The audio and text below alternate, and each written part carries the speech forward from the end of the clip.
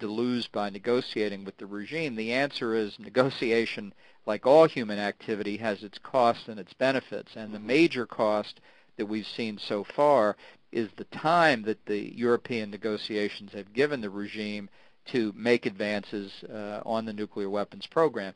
And further negotiation just gives additional time for the regime to pursue. So I think that we don't know the precise terms of the answer that have been given to Javier Solana, but I'll make you a bet. If those terms had been very favorable from Solana's point of view, they already would have leaked out into the press. And the fact that they haven't, to me, is an indication that at best it's unclear what the regime said, and probably more likely that it's negative on the key point that the Europeans have made at U.S. insistence these past 5 years, is that substantive negotiations have to depend on Iran suspending its uranium enrichment activities. And I don't think the government in Iran is going to do that. So that's another reason why I don't think these negotiations are going to go anywhere. Exactly. And Mr. Larijani himself has mentioned several times before his current post that if we were to bow to the Europeans and communities and accept their terms, they will not stop there. Then they would bring human rights and then other issues, the terrorism, and so on and so forth. So we would have to stop them right here. Do you see the situation the same? Well, I think from Larijani's point of view, from the regime's point of view, they have to worry about that. I don't see that threat necessarily coming from the Europeans. But I think it's important that people understand the whole basis for the European effort at negotiation was their argument that if you could get the regime to stop the uranium enrichment program during the pendency of negotiations, it would be cost-free. In other words, Iran would not still be making progress, and therefore time would not work on the side of Iran. Now, that argument may have some abstract intellectual appeal, but in real empirical terms, for 5 years, the Iranians have continued to make progress in the nuclear weapons program, even while no quote-unquote substantive negotiations have taken place. And that's why the Europeans, I think, in part, find it so hard to admit that their negotiations have failed, because it would represent a real intellectual concession on their point, and an admission that the U.S. skepticism of this whole thing at the outset was justified. Exactly. Ambassador, I just have a couple of quick questions. As we talk to Iranian people within Iran, they're all frustrated.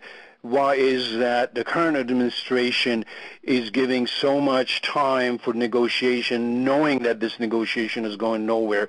And also, why is it that instead of attacking or implementing regime change in Iraq or Afghanistan, why didn't they do it in Iran, where the real hornet's nest lies? Well, I think part of the answer to that question is that in President Bush's second term, the dominant foreign policy voice is Secretary Rice, and I think she is, in effect, channeling the views of the State Department, which often takes its cue from European diplomats, and therefore, in effect, the Bush administration, sadly, is following the European example.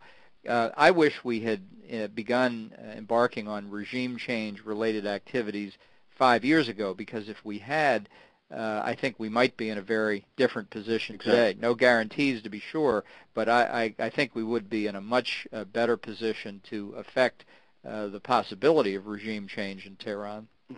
Given the new information that was published by Seymour Hersh, which in 2006 the United States has budgeted $400 million for destabilizing Iranian regime, in effect, a regime change.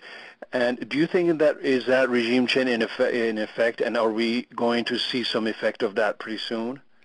Well, I wish this is a circumstance where Mr. Hersh's story was accurate, but I know he's been wrong often enough in the past that I take it with some skepticism. But I do think that assistance to anti-regime groups would make sense from the U.S. point of view. I understand why it's important that the groups not be then subject to the accusation that they're just puppets of the United States or that sort of thing. So I think the U.S., if it were to engage in this kind of activity, needs to be sensitive to the importance of independence for Iranians still in the country and Iranians in the diaspora as well. But I would certainly welcome the idea that we've begun to take a more active role if in fact it's true. Thank you. One more quick question, and that's regarding the new resolution, which apparently was put forward by the Congress, 362 passed by, which would allow essentially an act of war, if I'm correct. Do you know anything about that, Ambassador? I'm sorry, I'm not familiar with that. I'd have to check on that. I see something new that they say they just passed in a Democratic Congress, and that would be to allow the president to basically act freely on regime change. You're not familiar with that? Well, unfortunately, no. Yeah, Ambassador Bolton, thank you very much for the time, for your time.